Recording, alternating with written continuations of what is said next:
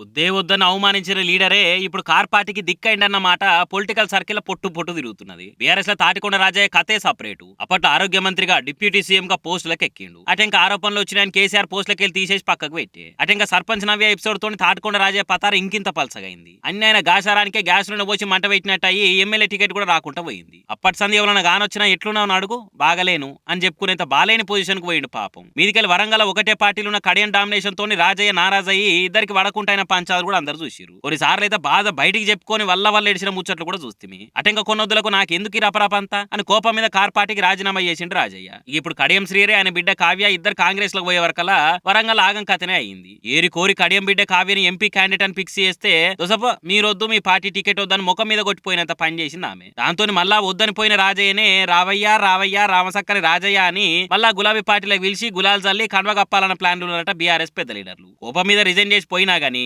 రాజయ్య ఇప్పటికైతే ఏ పార్టీలో జాయిన్ కాలేదు. కాబట్టి పార్టీకి వెళ్ళి టికెట్ ఇస్తే పతారా కలిసి వస్తుందేమో అన్న ఉపాయం ఓటేసిరట. మీదికెళ్ళి వరంగల్ ఇప్పుడు బీఆర్ఎస్ కెళ్ళి కడియం కూడా లేడు కాబట్టి అది కూడా కొంచెం పాజిటివ్ పాయింట్ అని రాజయ్య కూడా ఆలోచనలు ఉండొచ్చు. మరి పొమ్మని పొగబెట్టిన వాళ్ళే ఇప్పుడు పిలిచి పీటలేస్తా అని అంటారా ఒకవేళ అంటే రాజయ్య ఎట్లా తీసుకుంటాడనేది చూడాలి. ఏమో చెప్పలేం, రాజకీయంలో ఎప్పుడైనా ఏమైనా జరగవచ్చు మరి.